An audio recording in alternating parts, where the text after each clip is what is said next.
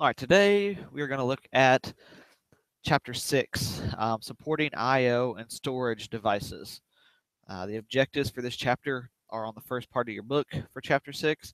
They're also here listed for you guys to read over.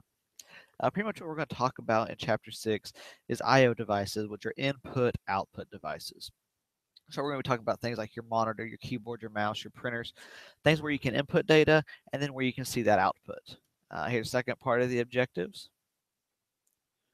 We will talk about flash drives, optical drives, video cards, and a few other things going along with input-output devices. Input-output devices, or I/O devices, which you'll hear me refer to as, they can be internal or external. So they can be inside the computer, or they can be plugged in externally, like an external hard drive or a USB flash drive. Some of the fundamental principles and concepts is every device, no matter what it is controlled by some kind of software. Nowadays, most of the time when you plug in a flash drive or some kind of external hard drive, it automatically goes out to the internet and finds the drivers for you. However, if it does not find those drivers automatically, you may have to go out to the manufacturer's website and download the needed software and drivers. Okay, a device is no faster than the port or slot it is designed for. So USB 3 is becoming popular in flash drives. The speed is a lot faster than USB 2, but if you take a USB 3 flash drive and you plug it into a USB 2 slot on your computer, it will not run at USB 3 speeds because that port on the computer is only rated at USB 2 speeds. So no matter how fast the device is, if you plug it into something slower, it's going to run at that slower speed. Here's what I was talking about in Windows 7, Windows Vista, Windows 7, Windows 8, Windows 10. They all automatically will look for the device driver when you plug in a device. Okay, and it'll either tell you it's ready to use or no driver found, and that's when you may have to go out and download the driver. Now, there's a couple of different ways that you can take a look at these devices. You can use the Action Center that we just talked about, or you can use Device Manager. To get to Device Manager, we'll go over that here in a little bit. We'll talk about Device Manager. But you can type in devmanagement.msc into your search box, or you can right click on computer and say Properties and go to Device Manager that way. Things you can do inside Device Manager is you can disable or enable a device. You can update its drivers, you can uninstall a device, or you can undo a driver update.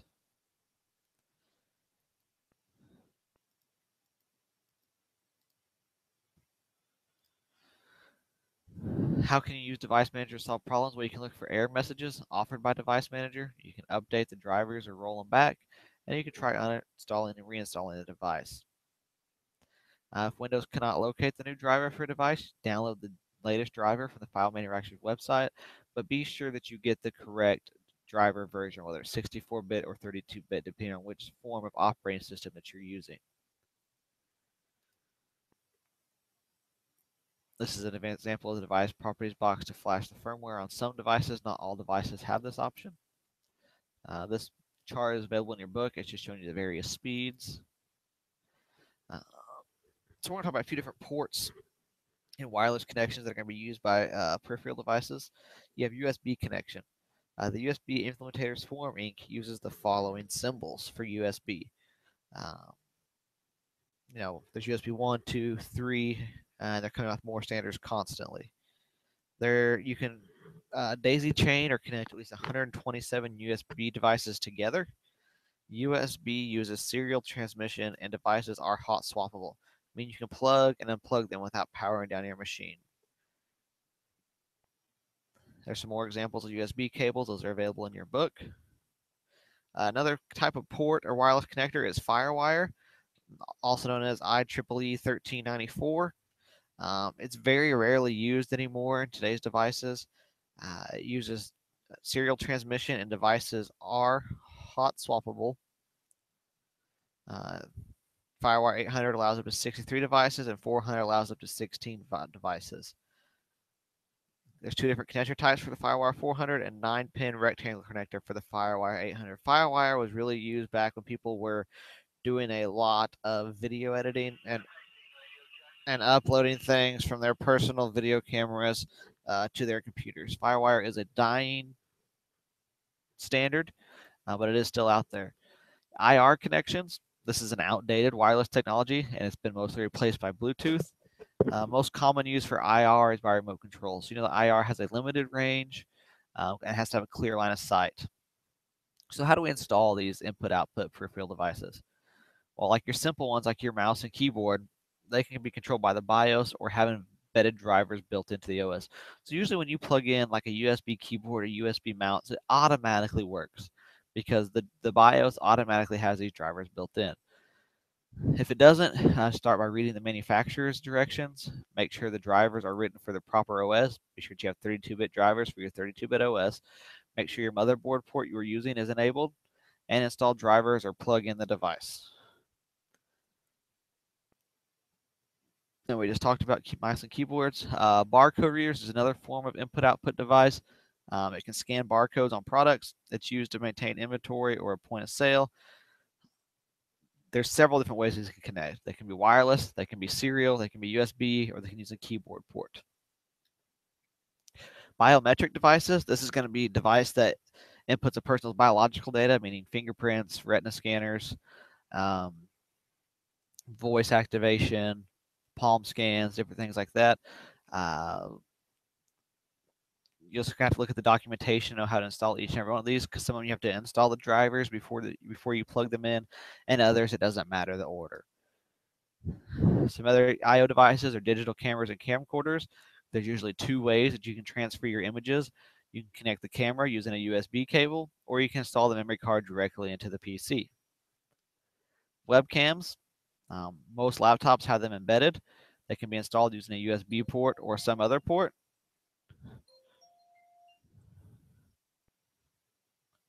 It comes with built-in microphone. Graphics tablet, also called digitizing tablets. They're likely to connect by USB port. Comes with stylus that looks like a pencil and installs the same way as other USB devices. MIDI devices, which are musical instrument digital interface devices. It's just a set of standards that represents music in digital form.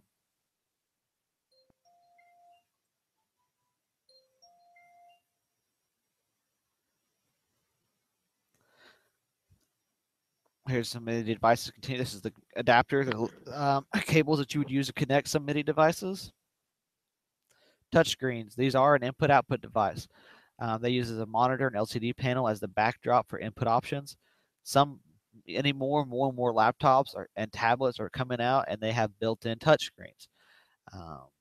Sometimes you can install, like on desktops, you can install a touchscreen as an add-on. For most installations, install drivers before connectivity. KVM switches. This is something that if you're a desk technician or you do a lot of computer work, you're going to want a KVM switch. It stands for keyboard, video, and mouse. This switch allows the use of one keyboard, mouse, and monitor for multiple computers. So if you're working on 5 or 6 computers at a time, you only want one keyboard, mouse, and monitor. You can switch between the inputs to get the ones that you want. So installing and configuring adapter cards. When you're preparing to install an adapter card, whether it be a video card, a USB card, some kind of expansion card, you need to verify that the card fits an empty expansion slot.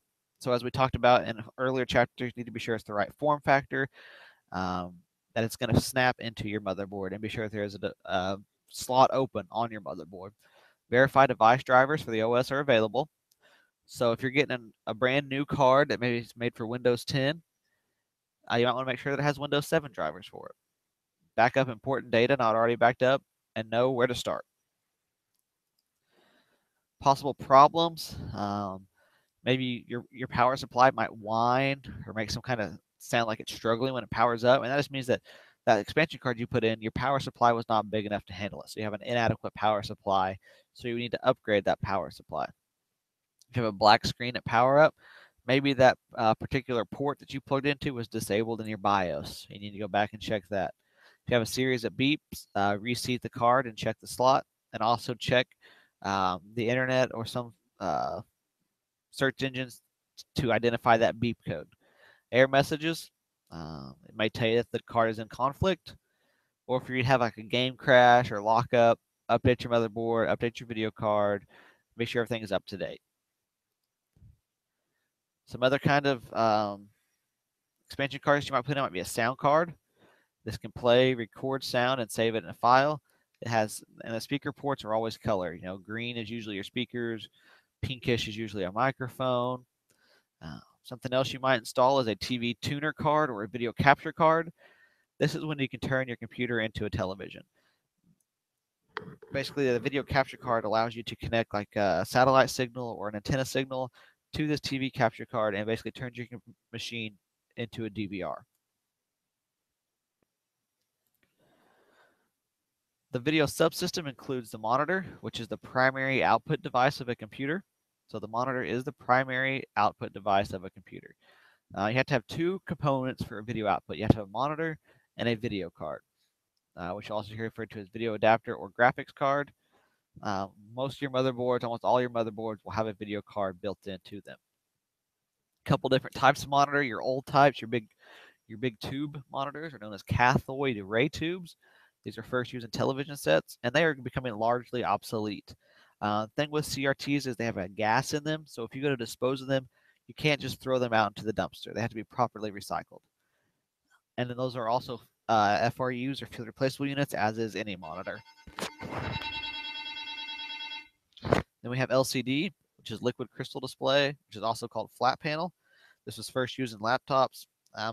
It has two grids of electrodes that surround center layers, and it makes up an electrode matrix of rows and columns.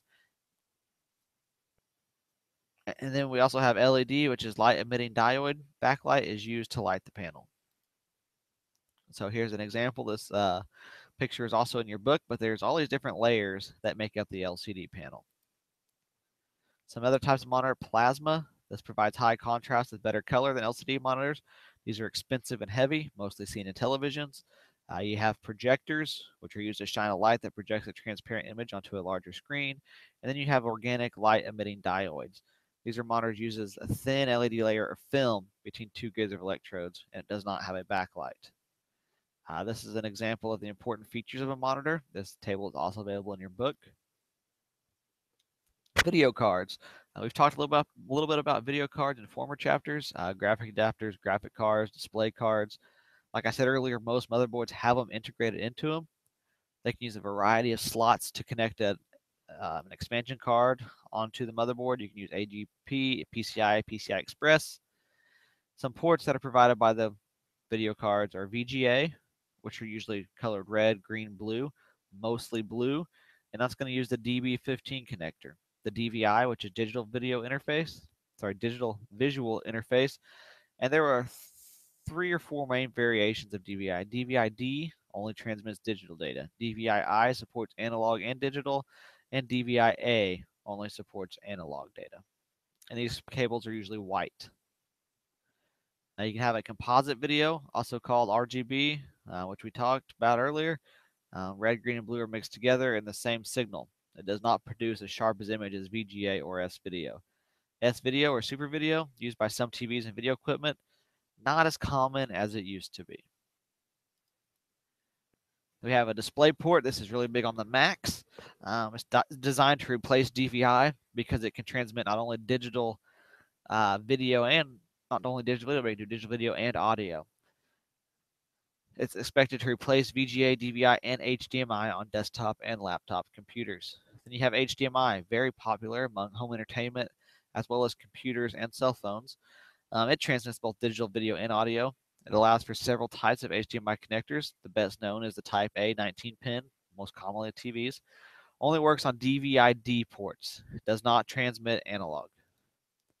So here's a couple examples of a display port on the left and an HDMI cable on the right.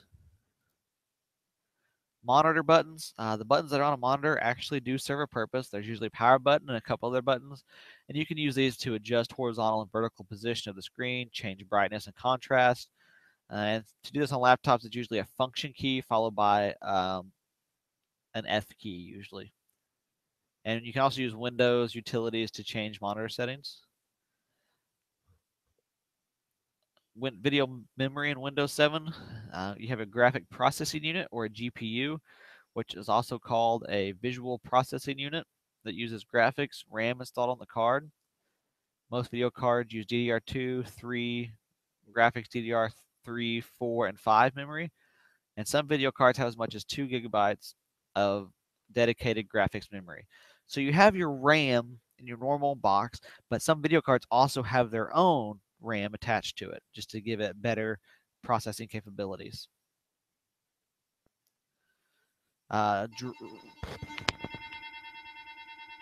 DirectX is a developmental tool developers can use to write multimedia applications. So now we're going to talk about storage devices, supporting storage devices. We're going to talk about optical drive, optical disc, USB flash drives, and memory cards. Every device has a file system that's used to manage the data stored on a device. So the overall structure the OS uses to name, store, organize files on a drive. In Windows, each storage device is assigned a drive letter. So when you plug in that flash drive, it's going to get a letter, A to Z something. It's usually not C because that's your main drive. It's usually not D. F, H are very common to get. The types of file systems these devices are going to use is NTFS, exFAT, FAT32, and FAT. And this particular device here is using the FAT32 operating system. You can always find that out by right-clicking on the device and hitting Properties. Some standards that are used by optical drives, CDs, DVDs, and Blu-ray discs, or BDs, they all use similar laser technology. Tiny lands and pits on the surface represent bits read by a laser beam. CD drives use the compact disc file system, whereas DVDs and Blu-rays use the universal disc format file system. Internal optical drive interfaces with the motherboard via an IDE or SATA connection.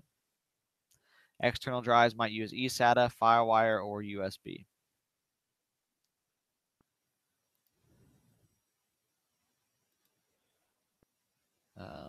The steps to installing an optical drive are located in your book. Now we're going to talk about storage. We talked a little bit about it in Chapter 5.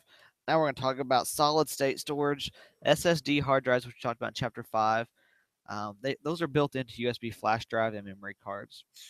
The reason why it's SSDs is because you move those things around a lot. And if you had a traditional magnetic drive, eventually those plates that spin inside that magnetic drive would drop and not work. So they use solid-state drives that has no moving parts for portable storage devices. USB flash drives, as we know, go by many names. Some people call them flash drives, flash pen drives, jump drives, thumb drives, key drives, and there's many more out there. Whatever you call it, just know what it is and how it's used. They always use the FAT or exFAT file system, and Windows XP and newer embed drivers to support those flash drives. Some other types of solid-state storage are memory cards. They might be used in digital cameras, tablets, cell phones, MP3 players, digital camcorders, etc. They use their SD, which stands for Secure Data. You've heard them called SD card, Secure Digital Association, and it's responsible for their standards. Here's a chart that's also in your book that lists a variety of different sizes of SD cards. SDHC and SDXX slots are backward compatible with SD cards. However, you cannot use SDCH cards in an SD slot or SDXC card in an SDHC or SD slot. Here's some more examples of flash memory cards. So we just looked at Chapter 6, talking about I/O devices. Now I want to look at, I just want to take a quick look at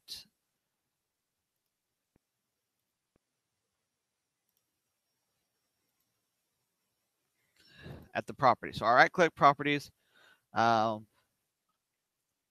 then I go to Device Manager. Okay. So I did was I came down here, right-click Computer, went to Properties, and then Device Manager. And this is the Device Manager. This is the thing that's going to show you every device that is connected to your computer. So for instance, I'm going to look at network adapters. On this particular machine that I'm on right now, it just has an Intel gigabit network connection. I can right-click on it, and if I hit Update, it'll go out to the internet and search and see if there's an updated driver for this particular network card. I can disable it. I can uninstall it. If I hit Properties, I can go through here and look at the advanced properties of each and everything that's installed. So when I install a new device, if something's not working right, it's going to have a yellow check mark on it. It's going to say, hey, I don't know what this is. And from there, you can go in and make changes. So device manager is a very important part when supporting devices and trying to figure out when something's not working. So that is chapter 6.